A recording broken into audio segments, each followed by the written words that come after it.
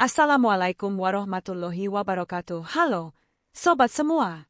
Selamat datang di channel Wonopotro, tempat di mana setiap kisah hidup menjadi inspirasi. Di sini, kami menyajikan cerita-cerita nyata yang penuh makna, menggugah hati, dan memberikan pelajaran berharga dari perjalanan hidup yang penuh warna. Apakah itu kisah perjuangan, keberhasilan, atau momen-momen reflektif? Semuanya kami hadirkan dengan harapan dapat menyentuh hati dan memberikan semangat baru bagi setiap penonton. Jangan lupa untuk subscribe, aktifkan lonceng notifikasi, dan bagikan video-video kami agar semakin banyak orang yang mendapatkan manfaat dari kisah-kisah yang kami bagikan. Terima kasih telah bergabung dengan kami. Selamat menikmati cerita-cerita inspiratif di Wonopotro.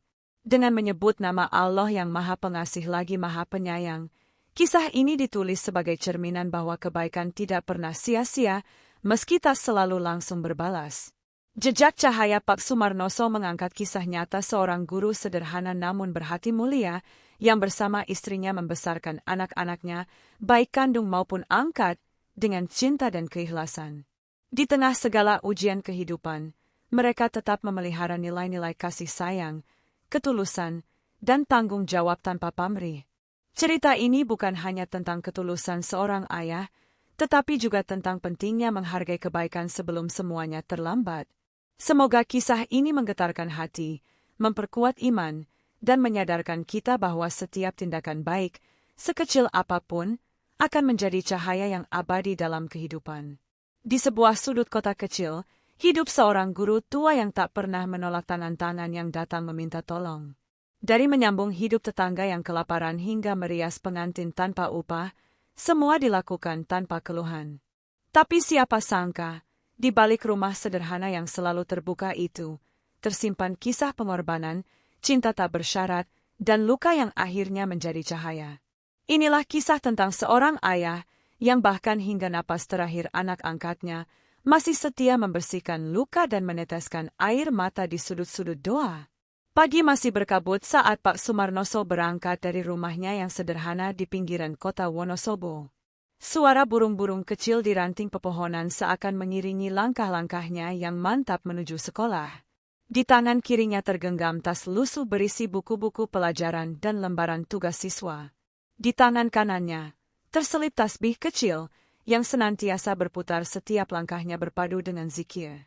Pak Sumarnoso adalah seorang guru mata pelajaran matematika di salah satu SMA negeri di kota itu. Rambutnya mulai memutih, namun semangat mengajarnya tetap menyala seperti mentari pagi yang tak pernah ingkar menyinari bumi. Di balik tatapan matanya yang teduh, tersimpan tekad yang kuat untuk mendidik anak-anak bangsa bukan hanya agar pandai secara akademik, tetapi juga berbudi pekerti luhur. Baginya, ilmu yang tidak dibarengi dengan iman adalah sebilah pedang yang kehilangan arah. Guru bukan hanya pengajar, ucapnya suatu ketika kepada murid-muridnya, tetapi juga pembimbing jiwa dan hati. Ia tak hanya hadir di ruang kelas, ia hadir pula di hati para siswanya. Ketika ada siswa yang tidak mampu membeli buku, ia belikan. Ketika ada yang tidak bisa membayar seragam, ia pinjamkan uang tanpa menagih. Bahkan seringkali, uang itu ia relakan menjadi sedekah. Anggap saja itu tabungan saya di akhirat, ujarnya sambil tersenyum. Kebaikan Pak Sumarnoso tidak berhenti di lingkungan sekolah. Di kampung tempat tinggalnya, ia dikenal sebagai tokoh masyarakat yang rendah hati. Tidak ada hajatan atau musibah warga tanpa kehadiran dirinya. Bila ada warga yang sakit dan tidak mampu berobat, ia yang pertama kali datang mengetuk pintu rumah, membawa sedikit uang dan banyak doa. Suatu ketika, seorang tetangga yang mengalami kesulitan ekonomi datang padanya malam-malam. Lelaki itu baru saja kehilangan pekerjaan dan anaknya sedang sakit. Tanpa berpikir panjang, Pak Sumarnoso membuka dompetnya yang hampir kosong dan menyerahkan semua isinya. "Pak, ini untuk beli obat dan makanan. Jangan malu. Kita ini saudara dalam iman, dan Allah tidak akan membiarkan hambanya yang menolong sesama menjadi miskin."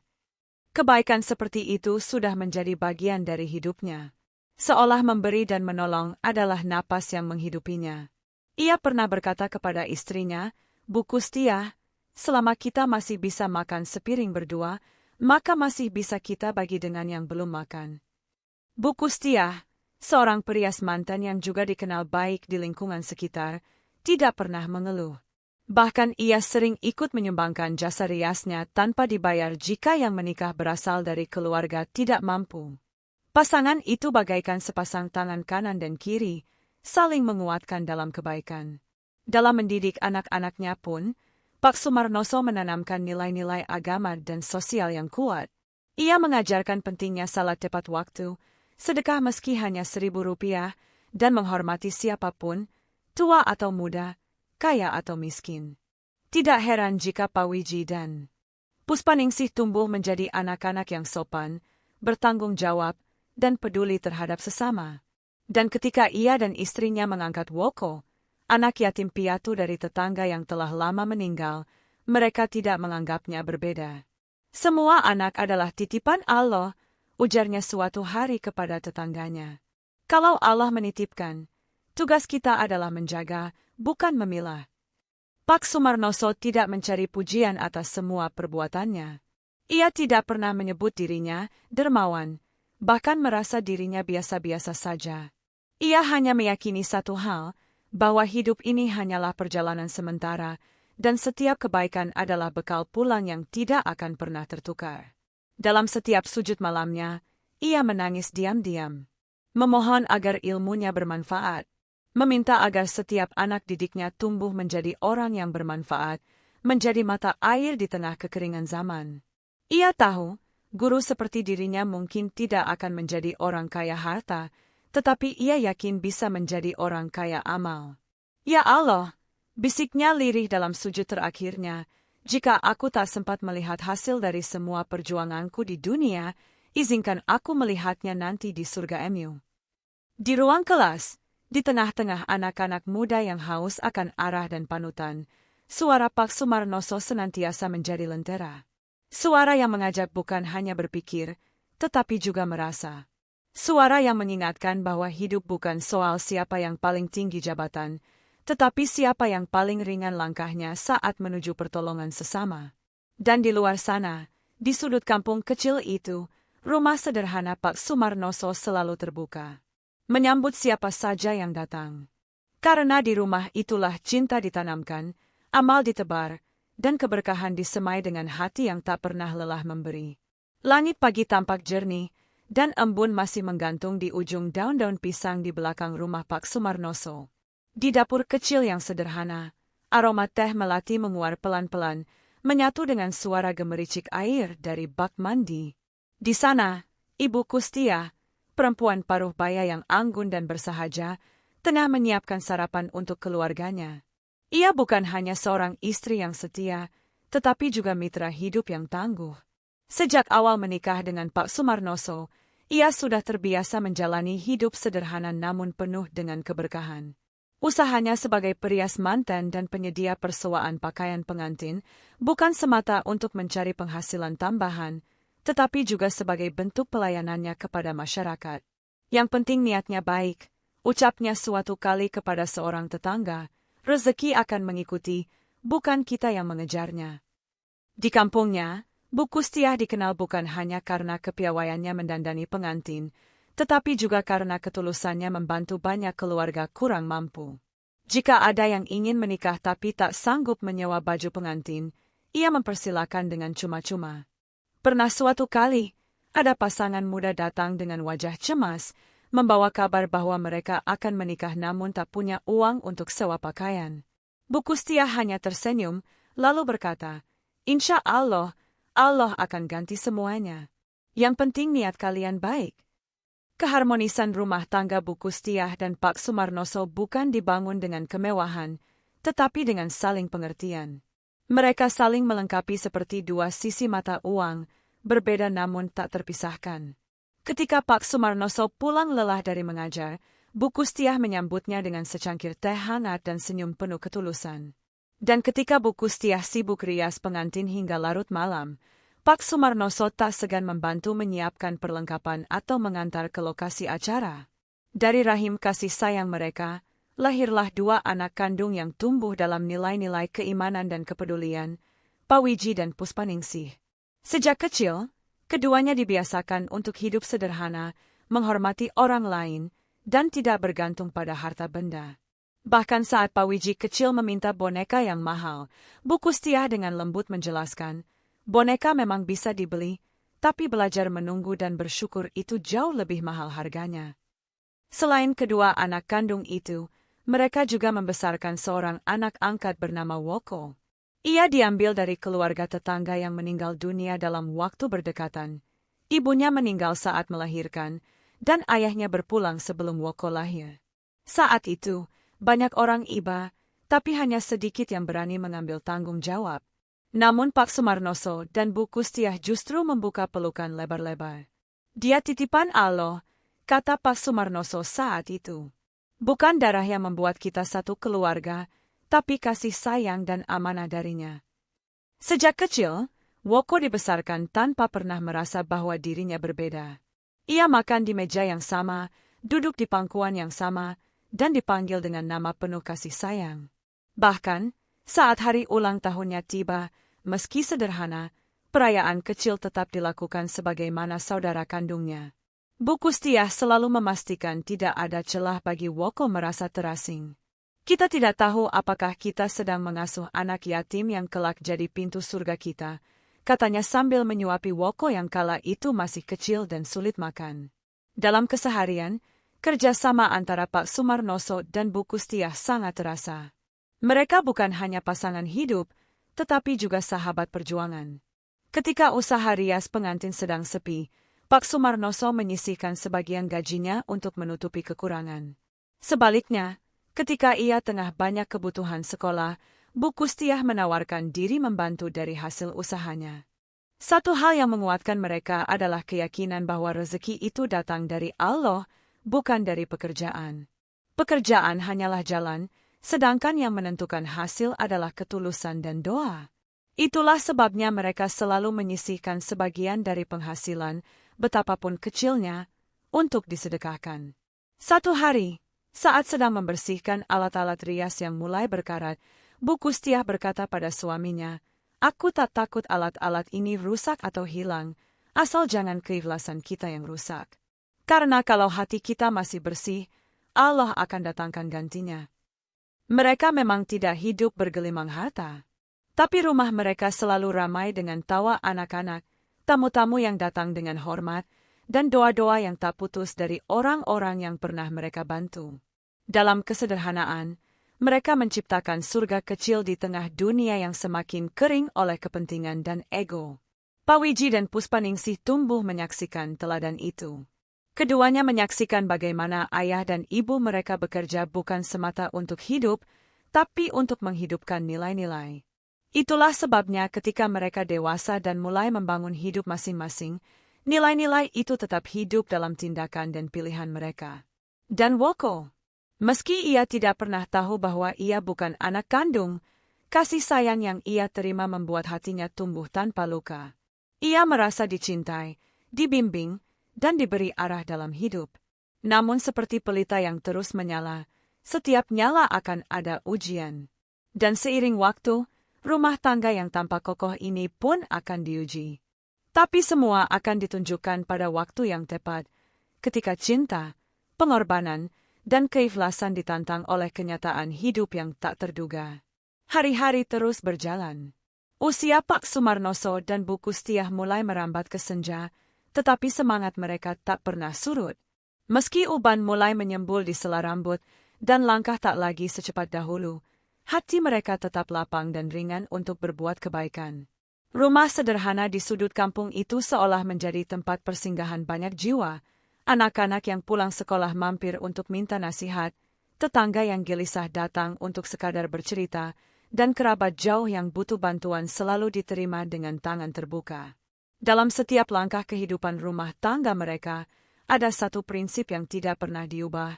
Rumah ini bukan hanya tempat tinggal, tapi tempat tumbuhnya harapan dan doa. Bu Kustiah tetap tekun melayani masyarakat sebagai perias pengantin.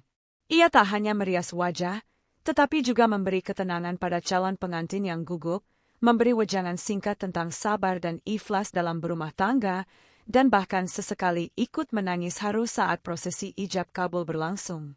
Pengantin itu bukan cuma disiapkan dari luar, katanya suatu kali kepada seorang ibu muda, tapi juga dari dalam.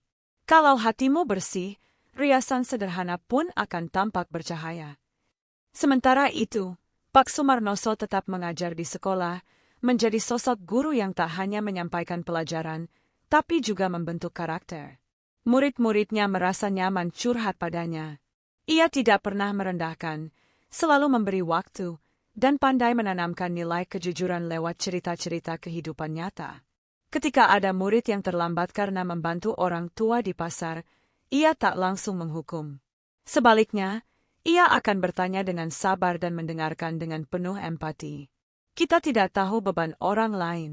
Jangan cepat menilai sebelum memahami, begitu pesan yang kerap ia ulang. Kebersamaan mereka semakin kokoh saat menghadapi tantangan ekonomi. Suatu ketika, usaha persewaan pakaian pengantin mengalami kemunduran. Beberapa pakaian rusak karena hujan deras yang merembes ke tempat penyimpanan. Saat itu, hampir seluruh investasi keluarga terancam. Namun alih-alih menyalahkan keadaan, mereka memilih untuk bersabar dan berikhtiar. Barangkali ini cara Allah membersihkan harta kita, ucap Pak Sumarnoso lembut.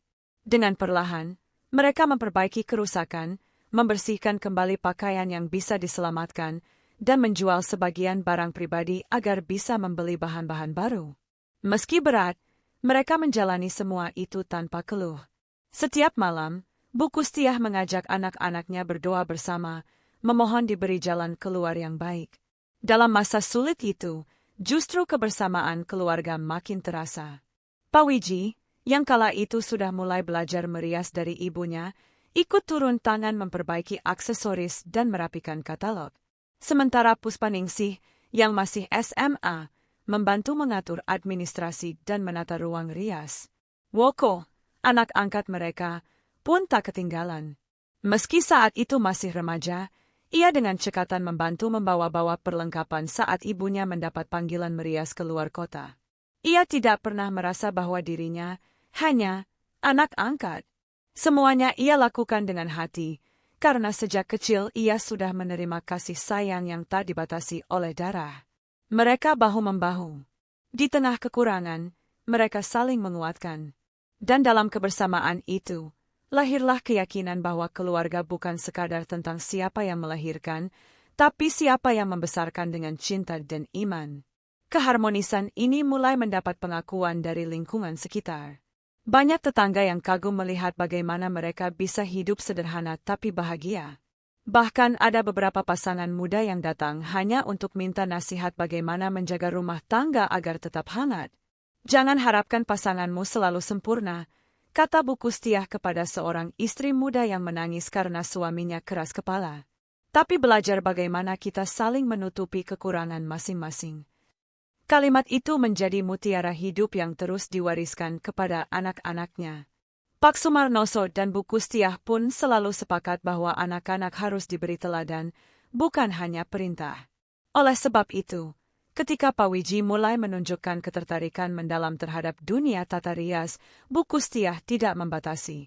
Ia justru mengajarkan semua keterampilan dengan sabar, membiarkannya berlatih, dan memberikan kepercayaan. Rezeki itu bukan karena bidangnya, tapi karena kejujurannya, kata Bu Kustiah.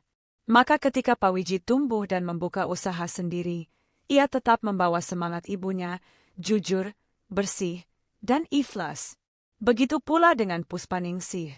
Meski akhirnya bekerja sebagai pegawai BUMT di kabupaten, nilai-nilai yang ia bawa tetap sama. Ia tidak silau dengan jabatan, tidak terjebak pada gengsi. Bahkan banyak rekan kerjanya yang kagum dengan kerendahan hatinya. Sementara itu, Woko tumbuh menjadi pemuda gagah dan kuat.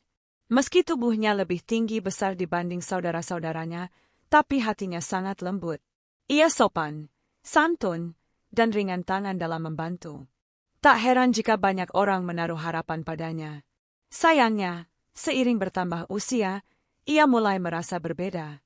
Dari cerita-cerita tetangga, dari lirikan mata orang saat ia lewat, hingga dari cermin yang tak pernah berbohong, ia mulai curiga, benarkah aku anak kandung?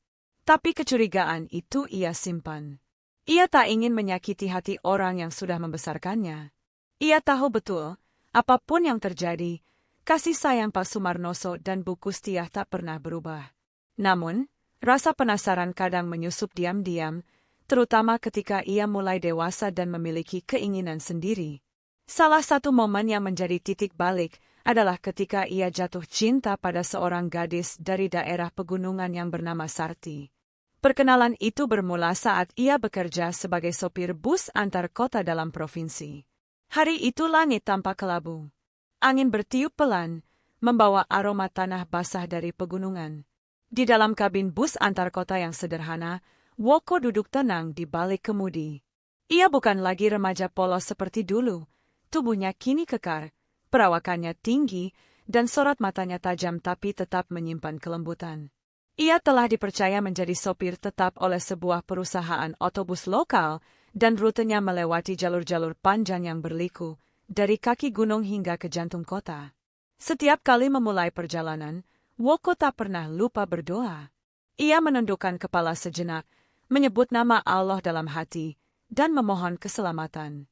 Dalam diamnya, ada kebiasaan yang tidak ia tinggalkan sejak kecil, warisan dari Pak Sumarnoso dan Bu Kustiah, memulai apapun dengan niat baik dan tawakal. Pada suatu perjalanan menuju desa di lereng pegunungan, ia berjumpa dengan seorang gadis penumpang yang berbeda dari biasanya. Gadis itu sederhana, mengenakan kerudung polos, tapi sorot matanya tegas. Namanya Sarti, penumpang dari desa kecil yang naik di terminal pinggiran. Woko memperhatikannya sekilas lewat spion tengah, lalu kembali fokus menyetir. Tapi dalam hatinya, ada sesuatu yang berbeda. Tidak seperti biasanya, kali ini ia menunggu perjalanan berikutnya dengan sedikit harap. Hari demi hari, Sarti kembali menjadi penumpang tetap. Mereka mulai saling menyapa, lalu berbincang singkat. Tentang cuaca, tentang harga sayur di pasar, tentang jalan berlubang yang makin parah. Percakapan sederhana, tapi cukup untuk menumbuhkan rasa. Hingga akhirnya, Woko memberanikan diri mengutarakan niatnya untuk mengenal Sarti lebih dalam. Sarti bukan gadis kota. Ia tumbuh di lingkungan keras, terbiasa bekerja sejak kecil, dan hidup dengan prinsip yang kuat bertahan. Ia bicara ceplas-ceplos, kadang tanpa tedeng aling-aling. Tapi di balik itu, ada sisi lain yang membuat Woko terpesona, keberanian dan kejujurannya. Namun, saat Woko mulai membawa nama Sarti ke rumah, Bu Kustiah tampak ragu. Pak Sumarnoso menyimak dengan tenang, lalu berkata pelan, "Nah, menikah itu bukan soal cinta saja, tapi juga soal nilai dan akhlak. Lihatlah dengan hati, jangan hanya dengan mata." Woko diam. Ia tahu, selama ini Pak Sumarnoso dan Bu Kustiah tidak pernah mengatur pilihannya secara otoriter. Tapi kalimat itu menjadi semacam kode peringatan. Beberapa waktu kemudian, Bu Kustiah mengajak bicara empat mata. Ia tak melarang, tapi dengan nada hati-hati berkata, "Ibu merasa ada sisi dalam diri Sarti yang perlu kau pertimbangkan lagi. Jangan terburu-buru." Namun, rasa cinta kadang membuat telinga menjadi tuli. Woko tetap melangkah. Ia mengajak Sarti menikah, dan walau dengan berat hati, keluarga mengizinkan. Bahkan, seperti dua anak sebelumnya, pernikahan Woko dirayakan meriah. Ada lengger, ada dolalak, ada hidangan khas kampung yang memenuhi meja. Semua keluarga besar hadir, tak terkecuali tetangga dan kerabat jauh. Rumah untuk pasangan muda itu pun dibangun. Letaknya di bagian tengah halaman keluarga. Rumah tembok yang kokoh, cukup luas untuk memulai hidup baru. Semua itu dilakukan Pak Sumarnoso tanpa perhitungan pamrih, walau ia sadar bahwa langkah Woko kali ini bukan pilihan terbaik menurutnya. Tahun-tahun pertama pernikahan mereka berjalan cukup damai. Dari pernikahan itu, lahir seorang anak laki-laki yang diberi nama Bambang Sukirno. Nama itu diberikan langsung oleh Pak Sumarnoso, sebagai bentuk doa dan harapan agar cucunya kelak menjadi pribadi yang kuat, sabar, dan setia pada keluarga. Namun, takdir berkata lain. Di usia SMP, Bambang Sukirno jatuh sakit. Awalnya hanya demam dan diare biasa, tetapi kondisinya memburuk cepat. Dalam waktu singkat, Tubuh kurus itu lemas tak berdaya. Meski sudah dibawa ke rumah sakit, nyawa Bambang tak tertolong. Hari itu, seluruh keluarga larut dalam tangis. Woko terpukul. Sarti menangis hebat, tapi lebih banyak menyalahkan keadaan. Sejak saat itu, rumah tangga Woko mulai goyah. Hubungan mereka memburuk. Sarti menjadi kasar dan sering menuntut cerai. Dalam hatinya, Woko menyimpan luka yang dalam. Ia kehilangan anaknya, dan perlahan, kehilangan kehangatan rumah tangga. Beberapa bulan kemudian, saat ia tengah pulang dari pasar menggunakan sepeda motor, sebuah minibus melaju kencang dan menabraknya dari samping. Tubuhnya terpental, patah tulang di beberapa bagian. Woko dilarikan ke rumah sakit, dan sejak itu, ia tak bisa lagi bekerja. Pengobatan demi pengobatan harus dijalani. Karena kondisi medisnya rumit, Woko harus dirujuk ke rumah sakit besar di Solo. Perjalanan ke sana memakan waktu 4 jam.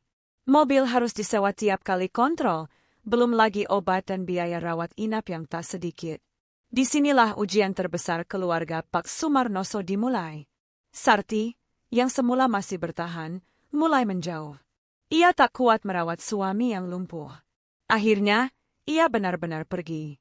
Tinggalkan Woko dalam perawatan Pak Sumarnoso dan Bu Kustia, yang sudah tua dan tak punya penghasilan tetap. Tanpa ragu, Pak Sumarnoso menjual aset tanahnya. Tabungan diambil, barang-barang dijual, bahkan cincin pernikahan Bu Kustia pun turut dilepas. Semua demi pengobatan anak yang bukan darah dagingnya, tetapi sudah dianggap sepenuhnya sebagai bagian dari hati. Ini anak kita, kata Bu Kustia saat orang bertanya kenapa begitu besar pengorbanan mereka. Apakah kita tega membiarkannya sendiri saat paling butuh? Setiap hari, Pak Sumarnoso mengganti perban luka Woko. Ia menyuapi makanan, membersihkan tubuh anaknya, bahkan mengangkatnya ke kamar mandi. Ia tak pernah merasa jijik atau lelah. Hatinya hanya dipenuhi rasa tanggung jawab dan cinta. Ya Allah!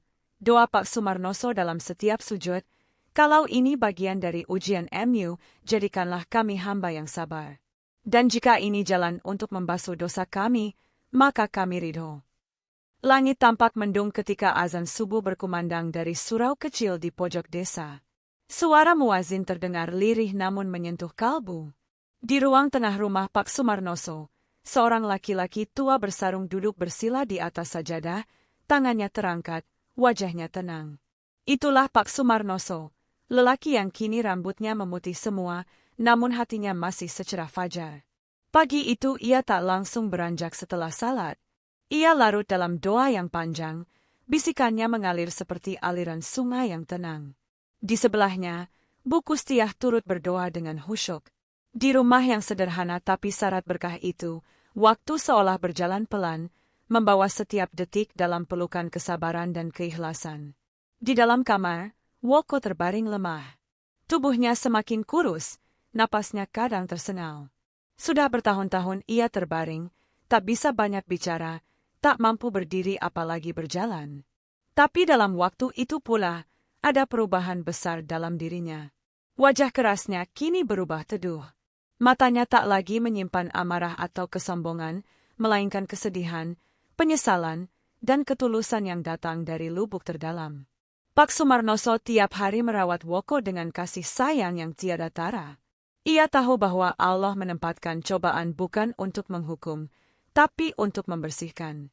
Sakit ini, Le, bukan musibah semata. Mungkin ini jalan pulangmu, agar kamu bisa bersih sebelum kembali kepadanya, kata Pak Sumarnoso suatu malam sambil membetulkan posisi bantal di bawah kepala Woko. Woko menitikkan air mata. Ia tak bisa menjawab, hanya menggenggam tangan ayah angkatnya erat. Air mata itu, diam-diam menjadi saksi pertobatan panjang yang sedang ia jalani. Di setiap sujud, di setiap istighfar yang lirih, Woko memohon ampun atas sikap masa lalunya. Ia mengakui, betapa setelah menikah dulu ia sering bersikap jauh dari orang tua. Ia lebih sering lewat di depan rumah tanpa menengok, hanya menoleh singkat seolah mereka bukan siapa-siapa. Padahal, dari tangan Pak Sumarnoso lah ia mengenal huruf pertama, dari pangkuan Bu Kustiah lah ia belajar mengeja doa-doa. Woko tahu, Dalam dirinya mengalir kasih sayang yang bukan dari darah, tapi dari cinta yang lebih tinggi nilainya, cinta karena Allah. Pada malam-malam tertentu, Woko minta agar didudukkan untuk salat. Walau tak bisa berdiri, ia meminta diselimuti kain putih dan dituntun membaca Al-Fatihah. Tak jarang, ia memohon kepada Pak Sumarnoso untuk membacakan ayat-ayat suci Al-Quran di telinganya. Setiap ayat yang dibaca, Woko meneteskan air mata. Tangis itu bukan keluhan, tapi pertanda bahwa hatinya sedang kembali kepada pemiliknya yang sejati. "Bapak, Ibu, maafkan saya," lirih Woko suatu malam saat suara katak bersahutan di luar rumah. "Dulu saya banyak salah, sering lupa. Tapi saya tahu, saya dicintai. Dan saya sangat, sangat bersyukur." Pak Sumarnoso menunduk, mengusap air mata. "Tidak ada yang perlu dimaafkan, Le. Kita semua manusia. Asal kamu kembali padanya, itu sudah cukup. Allah Maha menerima taubat." Bu Kustiah menggenggam tangan anaknya erat, matanya berkaca. "Ibu sudah memaafkan sejak lama, Le. Cinta kami padamu tidak berubah sedikitpun." Hari-hari terakhir Woko semakin sunyi. Ia tak banyak bicara, tapi selalu tersenyum ketika diajak mengaji. Nafasnya makin pendek, tubuhnya makin ringan. Dokter pernah berkata bahwa secara medis, waktu Woko tidak lama lagi. Tapi di mata keluarga, Woko bukan sekadar pasien, ia adalah ujian sekaligus karunia, tempat mereka menanam pahala dan menimba ikhlas. Suatu pagi yang sejuk, setelah subuh, Woko memanggil Pak Sumarnoso dan Bu Kustiah. Dengan suara lemah, ia berkata, "Kalau saya meninggal, jangan susah payah, saya sudah cukup, saya sudah tenang." Pak Sumarnoso menatap anaknya lekat-lekat, lalu berkata pelan, "Nak, kamu sudah seperti anak kandung kami. Kami ingin kamu pergi dalam keadaan husnul hatimah. Kami tidak akan lelah membimbingmu sampai akhir." Woko menangis. Dan pagi itu, untuk terakhir kalinya, ia meminta untuk membaca istighfar bersama. Mereka duduk di sekeliling ranjangnya. Pak Wiji dan Puspaningsih, yang datang menjenguk, ikut berdoa dengan lirih. Rumah itu berubah menjadi tempat zikir. Aroma harum menyeruak, entah dari mana. Lalu, dengan pelan, napas Woko melemah dan terhenti. "Innalillahi wa inna ilaihi raji'un." Semua menangis. Tapi air mata itu bukan hanya tanda duka, melainkan juga rasa syukur. Woko pergi dalam pelukan keluarga yang menerimanya dengan penuh cinta, dan dalam kondisi bersih, telah bertaubat, kembali kepada Allah dengan hati lapang. Seseorang tidak selalu harus lahir dari rahim seorang ibu untuk menjadi anak sejati. Cinta yang ditanam karena Allah, keikhlasan dalam merawat orang lain, dan kesabaran dalam menerima takdir, menjadi bekal sejati menuju ridhonya. Dan sungguh, taubat yang ikhlas, meski di akhir hayat, tetap diterima oleh Allah yang Maha Pengasih. Hidup bukan tentang seberapa banyak yang kita punya, tetapi tentang seberapa banyak yang kita bagi. Itulah prinsip hidup yang diam-diam melekat dalam diri Pak Sumarnoso sejak muda. Ia tak pernah mengejar kekayaan duniawi, tapi hatinya selalu terbuka untuk siapapun yang datang dengan keluh kesah, derita, atau sekadar butuh sejenak tempat bersandar. Di rumah sederhana yang berdinding tembok dan pekarangan yang ditumbuhi pohon kelengkeng tua, kehidupan bergulir tenang. Tapi siapa sangka, dari tempat itulah banyak orang pernah menemukan harapan, seakan rumah itu menjadi titik terang bagi mereka yang sedang berada dalam lorong gelap ujian hidup. Pak Sumarnoso memang tak punya harta berlimpah. Ia hanya seorang guru PNS biasa yang hidup dari gaji bulanan. Namun tangan itu tak pernah kering dari memberi. Pernah suatu hari, ketika beliau baru saja menerima gaji, seorang tetangga mengetuk pintu dengan wajah gelisah. Anak tetangga itu sakit, harus dibawa ke rumah sakit tapi tak punya cukup uang. Tanpa pikir panjang, Pak Sumarnoso menyerahkan hampir seluruh gajinya. Ia hanya menyisakan secukupnya untuk keperluan dapur selama sebulan. Bu Kustiah tentu tahu kebiasaan suaminya. Tapi ia tak pernah mengeluh. Justru ia mendukung. Dari usahanya merias pengantin dan menyewakan pakaian, Ia menyisihkan sebagian keuntungan untuk membacup pengeluaran rumah, bahkan ikut membantu kegiatan sosial yang dilakukan suaminya. Rumah mereka menjadi pusat kegiatan informal masyarakat yang membutuhkan pertolongan. Gaji memang milik kita, tapi rezeki datang dari Allah. Kalau kita ikhlas memberi, Dia akan ganti dari arah yang tak disangka, ucap Pak Sumarnoso suatu malam kepada anak-anaknya saat mereka makan malam bersama. Malam itu, hidangan hanya berupa sayur bayam dan tempe goreng. Tapi suasananya hangat dan penuh syukur. Pak Wiji dan Puspaningsih, yang sudah dewasa dan bekerja, tumbuh dengan nilai-nilai itu. Bahkan mereka tak pernah malu mengenang masa-masa di mana mereka harus memakai baju bekas sumbangan tetangga atau makan dengan lauk sederhana. Karena dari kesederhanaan itu, mereka mengenal makna ketulusan dan cinta. Pak Sumarnoso juga terkenal tidak mematok bayaran untuk jasa pernikahan atau sewa tenda dan rias pengantin, khususnya kepada warga tak mampu. Pernikahan tetap digelar dengan meriah, ada dolalak dan lengger, ada lampu-lampu dan kursi tersusun rapi, tapi setelah itu, kadang tidak sepeser pun uang kembali. Ada yang membayar seikhlasnya. Ada pula yang hanya datang membawa ucapan terima kasih. Bukankah kita ini hanya perantara? Kalau mereka bisa menikah dengan bahagia, kita pun mendapat bagian pahalanya, ujar Bu Kustiah sambil menyetrika kain batik yang akan disewakan besok. Anak-anaknya kadang bertanya, "Buk, Pak, sampai kapan harus bantu orang yang kadang lupa berterima kasih?" Pak Sumarnoso tersenyum, "Kita bantu bukan karena mereka baik, tapi karena Allah menyuruh kita menjadi orang baik."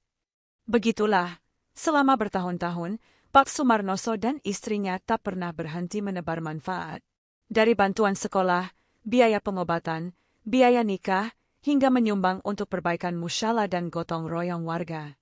Namun, hidup memberi tak selalu mulus. Ada masanya ketika yang dibantu justru menyakiti. Ada yang memfitnah, menuduh Pak Sumarnoso mencari nama, pura-pura dermawan, bahkan ada yang menyindir bahwa dia ingin dipuja. Tapi beliau tetap tenang. Ia tak membalas dengan marah, justru mendoakan mereka. Kalau kita berhenti berbuat baik karena takut dicela, maka kita sedang menjadikan manusia sebagai tujuan. Padahal kita memberi karena Allah, katanya saat pertemuan pengajian di masjid desa. Suatu hari, musibah datang. Salah satu anak yang dulu pernah dibantu biaya sekolah dan kuliah, kini jadi orang berada. Namun entah kenapa, ia justru memfitnah Pak Sumarnoso, menuduh bahwa uang yang diberikan dulu adalah hutang dan kini menuntut kembali dalam jumlah besar. Fitnah itu sempat membuat nama baik Pak Sumarnoso terguncang. Tapi beliau tetap sabar. Biar Allah yang membela. Kita cukup diam dan terus berbuat baik, kata beliau kepada keluarga. Dan benar, tak lama setelah itu, orang yang memfitnah itu tertimpa masalah berat dan datang meminta maaf dengan berlinang air mata. Ia bahkan mengakui bahwa dirinya iri dan terjebak dalam hawa nafsu. Pak Sumarnoso memaafkannya tanpa syarat, bahkan memberinya makan dan mengantar pulang. Memiliki harta tak membuatmu mulia. Tapi memaafkan itulah yang menjadikanmu manusia, ujarnya. Keberkahan hidup Pak Sumarnoso tak hanya terlihat dalam kebaikan yang ia bagi, tapi juga dalam ketenangan hatinya di usia senja. Meski secara materi tak ada yang berlebihan, tapi rumahnya tak pernah kekurangan. Selalu ada makanan, selalu ada yang datang dengan membawa rezeki, meski kecil, cukup untuk melanjutkan hari. Di balik semua itu, tersimpan satu rahasia, keikhlasan. Keikhlasan yang tak butuh pengakuan. Keikhlasan yang tumbuh karena keyakinan bahwa apa yang kita tanam, itulah yang kita tuai, jika bukan di dunia, maka di akhirat yang kekal. Tangan yang memberi tidak akan pernah merugi. Allah tak akan pernah lalai mencatat amal kebaikan, sekecil apapun itu. Keikhlasan memberi, terutama ketika kita sendiri dalam kekurangan, adalah bentuk tertinggi dari iman dan tawakal. Dan orang yang memberi karena Allah, tak pernah takut dicela manusia. Di tengah keheningan malam, selepas salat Isya berjamaah di langgar kecil samping rumah, Pak Sumarnoso duduk termenung di serambi rumah. Ia menatap langit yang gelap, hanya diterangi remang lampu jalan dan suara jangkrik yang bersahutan. Waktu itu hujan turun deras. Genangan air di jalanan membuat sepatu anak-anak sekolah basah kuyup. Beberapa siswa terlihat menggigil kedinginan. Di tengah hujan itu, seorang siswa bernama Suripto berdiri ragu di depan pagar rumah Pak Sumarnoso. Pak Sumarnoso yang sedang mempersiapkan materi pelajaran untuk keesokan hari, menyadari ada yang berteduh. Ia pun keluar. "Loh, Ripto? Belum pulang?" "Saya hendak bisa pulang, Pak. Sepatu saya robek, uang saku habis. Saya takut dimarahi ibu di rumah." Pak Sumarnoso tak banyak tanya. Ia ajak Ripto masuk, dikeringkan tubuhnya, diberi makan hangat, dan keesokan harinya, Ripto berangkat sekolah dengan sepatu bekas milik anaknya yang masih bagus. Bahkan uang sakunya diganti penuh hingga akhir pekan. Kebaikan itu kelak baru diketahui orang tua Ripto setelah bertahun-tahun, saat anaknya lulus dan bekerja di luar negeri. Waktu itu Ripto kembali ke kampung dengan membawa koper berisi oleh-oleh dan sebuah amplop. Ia datang menemui Pak Sumarnoso, bersimpuh di hadapannya, dan menangis. "Kalau bukan karena Bapak, saya mungkin putus sekolah, dan hidup saya entah jadi apa. Semoga Allah membalas setiap tetes keringat Bapak," ucapnya sambil menyerahkan amplop berisi uang dalam jumlah besar. Namun, Pak Sumarnoso menolak. "Kalau kau ingin balas kebaikan Bapak, lakukan itu kepada orang lain. Jangan serahkan uang ke Bapak, tapi teruskan kebaikan itu agar tak terputus." Di sisi lain, Ibu Kustiah pun tak kalah mulianya. Ia tak sekadar merias wajah para pengantin, tapi juga menenangkan hati mereka. Ia sering menjadi tempat curhat para calon pengantin yang cemas, bingung, bahkan ketakutan menghadapi hidup baru. Dengan kelembutan seorang ibu, ia menasihati mereka tentang kesabaran, tentang pentingnya saling menerima, dan tentang keberkahan dalam rumah tangga jika dilandasi niat karena Allah. Dalam riasan yang anggun dan gaun pengantin sederhana, selalu terselip doa yang tulus. Maka tak heran jika banyak pasangan yang merasa tenang setelah dibantu olehnya. Bahkan, beberapa kali terjadi, pernikahan tetap dilangsungkan meski belum ada cukup uang untuk menyewa jasa. Ibu Kustiah tetap membantu, dan tak jarang menggratiskannya. Riasan bisa pudar, tapi pernikahan yang dibangun dengan keikhlasan akan abadi, kata beliau pada salah satu mempelai wanita yang menangis haru karena tidak mampu membayar. Sikap dermawan keluarga ini akhirnya membuat rumah Pak Sumarnoso bukan hanya tempat tinggal, tapi menjadi semacam pos kebaikan. Tiap pekan, ada saja orang datang, ada yang sekadar mampir, ada yang pinjam uang, ada yang menitipkan proposal kegiatan, bahkan ada yang hanya datang untuk didoakan. Pak Sumarnoso dan Bu Kustiah tidak menolak, tapi juga tidak selalu memberi dalam bentuk uang. Kadang mereka beri nasihat, kadang mereka bantu mencarikan solusi, atau sekadar menjadi pendengar. Namun, dalam setiap interaksi, selalu ada satu hal yang pasti, semua pulang dengan perasaan lebih ringan, lebih tenang. Suatu ketika, Pak Sumarnoso pernah berkata kepada anak-anaknya, "Jangan pernah menyesali memberi, meski yang diberi melupakan kita. Kita memberi bukan untuk diingat manusia, tapi agar dicatat langit." Ucapan itu tertanam kuat di hati anak-anaknya, terutama Woko, anak angkatnya. Meski ia belum tahu jati dirinya yang sebenarnya saat itu, ia mengagumi sosok Pak Sumarnoso. Baginya, ayah angkatnya itu lebih dari sekadar orang tua, ia adalah guru kehidupan yang nyata. Bahkan setelah dewasa, nilai-nilai itu perlahan-lahan membentuk karakter Woko, meski di kemudian hari hatinya sempat tergelincir karena godaan dunia. Setelah bertahun-tahun membantu orang lain tanpa pamrih, ujian justru datang dari dalam. Sakit, kehilangan, bahkan pengkhianatan. Tapi disitulah ujian ketulusan menjadi nyata. Kebaikan sejati baru teruji saat kita tetap memberi, bahkan saat tak ada lagi yang tersisa untuk diberikan. Pak Sumarnoso sempat menjual sebagian tanah warisan demi membiayai pengobatan orang yang ia anggap anak sendiri, Woko. Saat itu, ia bisa saja menyerah dan membiarkan takdir berjalan sendiri. Tapi tidak. Ia tetap merawat Woko dengan sepenuh hati, hingga ke hajat yang paling pribadi pun, beliau layani tanpa jijik, tanpa keluh, dan tanpa dendam, meski dulu Woko sempat menjauhkan diri dari keluarga. Tangan yang selama ini memberi, kini benar-benar kosong secara duniawi. Tapi di balik itu semua, Allah telah menyiapkan balasan yang tak kasat mata, ketenangan jiwa, keluarga yang rukun, nama yang harum, dan keberkahan yang menjalar diam-diam dalam hidup orang lain. Tangan yang ringan memberi akan selalu dikenang semesta, meski tak dicatat di koran, atau diumumkan di mimbar. Karena sesungguhnya, tangan yang memberi adalah tangan yang diberkahi. Dan mereka yang memberi karena Allah telah menabung kekayaan abadi untuk kehidupan setelah mati. Langit pagi itu mendung. Awan kelabu menggantung rendah di atas kampung tempat keluarga Pak Sumarnoso tinggal. Udara lembab setelah hujan semalam membuat halaman rumah becek. Tapi pagi itu, tak ada yang biasa. Puspaningsih membuka jendela ruang tamu dan melihat Woko duduk termenung di bangku panjang yang menghadap taman kecil. Wajah Woko tampak resah. Tatapannya kosong. Seperti ada sesuatu yang berat dipikulnya. Di tangannya tergenggam sebuah amplop lusuh yang ia temukan secara tak sengaja di laci lemari tua milik almarhum nenek tetangganya, Bu Ratri, yang semasa hidup sering dianggap orang luar keluarga, namun sangat dekat dengan Pak Sumarnoso dan istrinya. Amplop itu ditujukan kepada anakku tercinta, Woko. Hati Woko berdetak tak karuan. Jantungnya berdentum-dentum. Ada perasaan aneh yang ia sendiri tak bisa pahami. Setelah menimbang-nimbang, ia pun membuka surat itu. Tulisan tangan renta tergurat di kertas usang. Woko, anakku. Saat kau membaca ini, mungkin ibu sudah tiada. Kau adalah darah dagingku.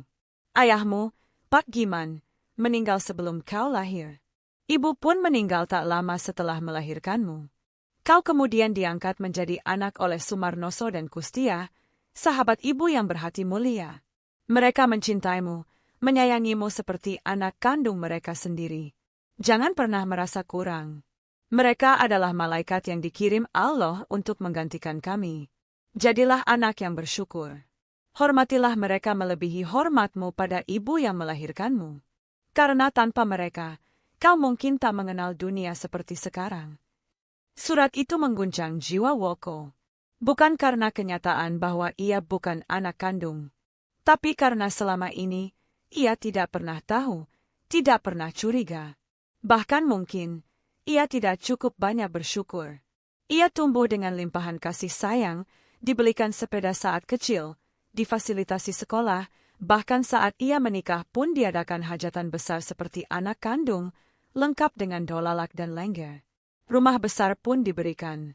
Ia tidur di kasur empuk, makan bersama di meja yang sama. Namun, justru setelah menikah, ia mulai menjaga jarak. Tak lagi akrab seperti dulu. Entah karena pengaruh sang istri, Sarti, atau karena bisikan ego yang mulai tumbuh bahwa ia kini sudah mandiri, tak perlu lagi bergantung pada keluarga yang membesarkannya. Hari-hari terakhir sebelum kecelakaan, ia bahkan sering melewati rumah Pak Sumarnoso tanpa singgah.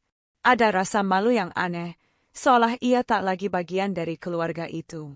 Dan kini, setelah surat itu terbaca, semua rasa bersalah itu membuncah seperti ombak besar yang tak bisa ditahan. Woko duduk bersimpuh. Air matanya menetes deras. Ia menyerahkan surat itu kepada Pak Sumarnoso yang membacanya pelan, lalu tersenyum tenang. Memang sudah waktunya kamu tahu, ucap Pak Sumarnoso. Woko menangis di pangkuan ayah angkatnya. Pak, saya ini durhaka, saya tidak tahu, saya bahkan sering merasa lebih hebat, lebih benar. Saya sering lupa bahwa semua ini adalah pemberian bapak dan ibu. Pak Sumarnoso memeluknya erat. Anakku, darah itu bisa diwarisi. Tapi cinta itu harus dipilih. Dan kami telah memilihmu, sejak kamu bayi. Kami menyayangimu bukan karena kasihan, tapi karena kami ingin membesarkanmu seperti anak kami sendiri. Dan kamu adalah anak kami. Dunia boleh berkata lain, tapi di mata kami, kamu tetap anak kami. Ibu Kustiah menambahkan dengan suara lembut, kami tidak pernah menyesal mengasuhmu, Woko. Bahkan sampai kamu menikah, sampai kamu sakit, bahkan saat kamu menjauh, hati kami tetap memelukmu. Air mata menetes di pipi Woko. Ia tak kuasa berkata-kata. Semuanya kini terasa terang. Tak ada satupun dari anak kandung Pak Sumarnoso yang merasa iri. Pak Wiji dan Puspaningsih sejak kecil memang dibesarkan dalam nilai keikhlasan dan kepedulian. Mereka tahu, kasih sayang tidak terbagi, tapi dilipat gandakan. Dan kini, Woko benar-benar memahami, rumah ini bukan sekadar tempat ia tinggal, tapi tempat ia dibentuk. Bukan sekadar tempat ia berteduh, tapi tempat ia dimuliakan tanpa diminta. Beberapa hari setelah pengakuan itu, Woko merenung panjang. Ia mulai rajin salat 5 waktu. Bahkan ikut kajian subuh di masjid desa. Di sela-sela rasa sakitnya yang masih terus berjuang sejak kecelakaan, ia minta untuk didoakan agar Allah mengampuni semua kelalaiannya di masa lalu. Salah satu doa yang selalu ia ucapkan, "Ya Allah, ampuni aku yang pernah lupa bersyukur.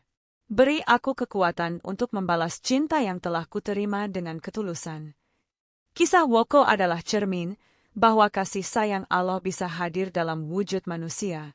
Mungkin bukan dari ibu kandung yang melahirkan kita, tapi dari tangan-tangan lembut yang merawat, memberi makan, mendidik, bahkan memandikan di kala sakit. Pak Sumarnoso dan Bu Kustiah tak menulis nama mereka di kitab sejarah.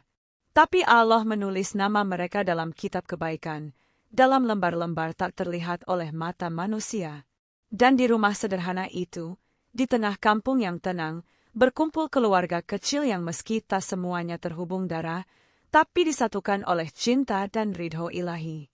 Setelah pengungkapan rahasia tentang asal-usul Woko, suasana di rumah Pak Sumarnoso semakin hangat dan penuh kasih.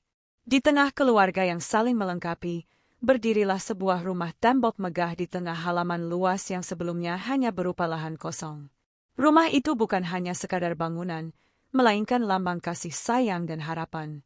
Pak Sumarnoso dengan telaten memimpin doa bersama keluarga saat peletakan batu pertama. Semoga rumah ini menjadi tempat berlindung yang penuh berkah, menjadi sarana menumbuhkan iman dan takwa, serta menampung segala kasih sayang di antara kita, ucapnya dengan suara lembut namun penuh keyakinan. Ibu Kustiah, dengan tangannya yang cekatan dan hati yang tulus, turut merawat setiap sudut rumah, memastikan setiap ruang dipenuhi kehangatan. Bukan hanya ruang fisik, tetapi juga. Woko menikah dengan Sarti, seorang gadis dari pegunungan yang dikenalnya saat bekerja sebagai sopir bus antar kota.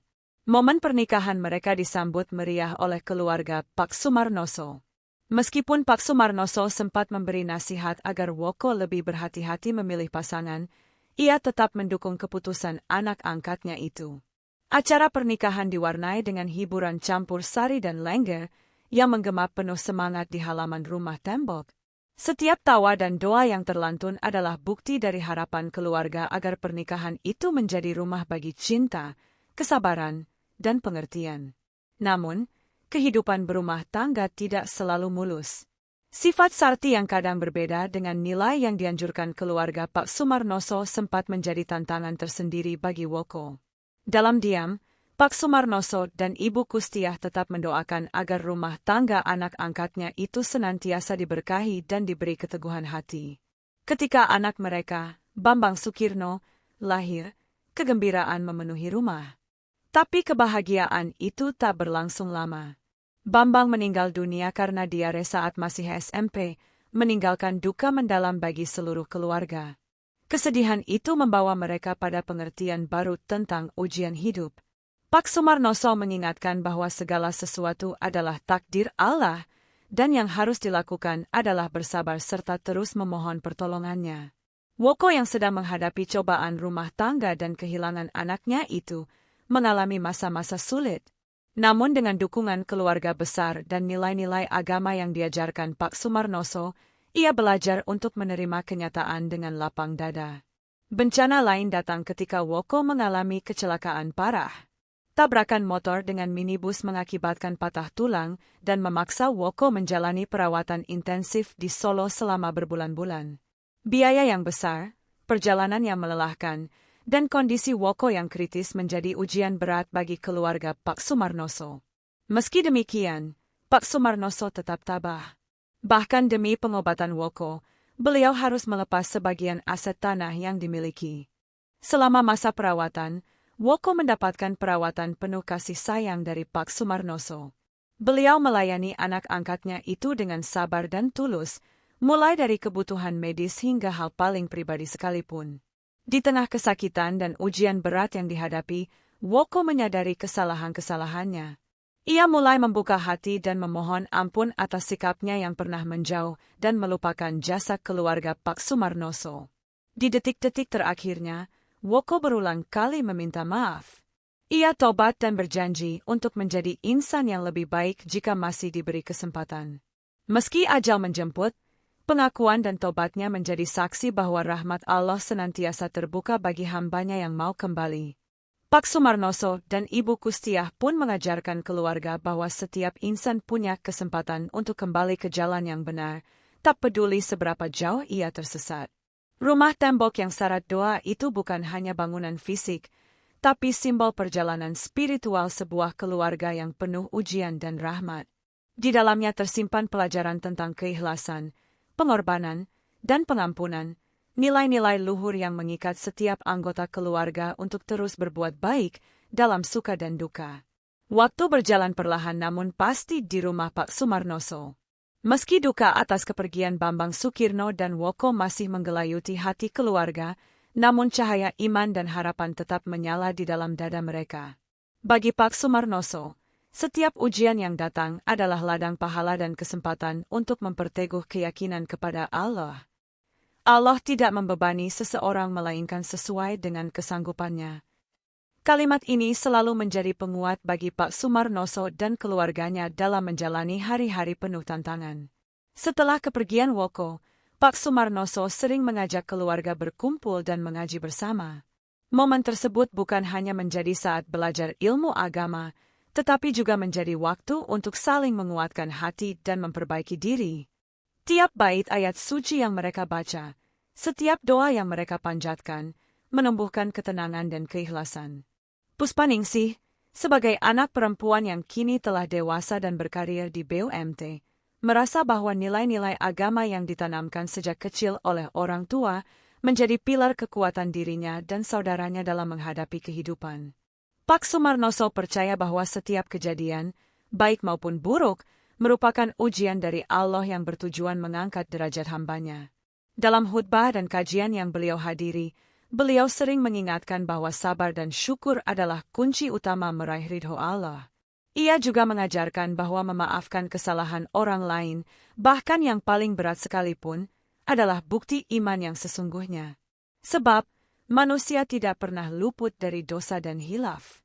Meski duka mengiringi, semangat Pak Sumarnoso untuk berbuat baik tidak pernah surut. Bahkan setelah melepas aset tanah demi biaya pengobatan Woko, beliau tetap aktif membantu masyarakat sekitar. Dari memberi bantuan finansial, menyediakan fasilitas belajar bagi anak-anak kurang mampu, hingga membantu pernikahan warga yang tidak mampu membayar jasa rias pengantin. Kebaikan Pak Sumarnoso dan Ibu Kustiah menjadi cahaya bagi banyak orang yang merasa putus asa. Mereka menjadi teladan bagaimana iman harus diwujudkan dalam perbuatan nyata. Kenangan tentang Woko yang pernah menjauh, namun akhirnya bertobat dan kembali memohon maaf, menjadi pelajaran berharga bagi seluruh keluarga. Pak Sumarnoso selalu mengingatkan bahwa Allah Maha Pengampun dan akan selalu membuka pintu taubat bagi siapa saja yang ingin kembali. Kisah Woko pun menjadi cerita yang sering diceritakan kepada generasi berikutnya sebagai motivasi agar tidak mudah putus asa dan selalu berusaha memperbaiki diri.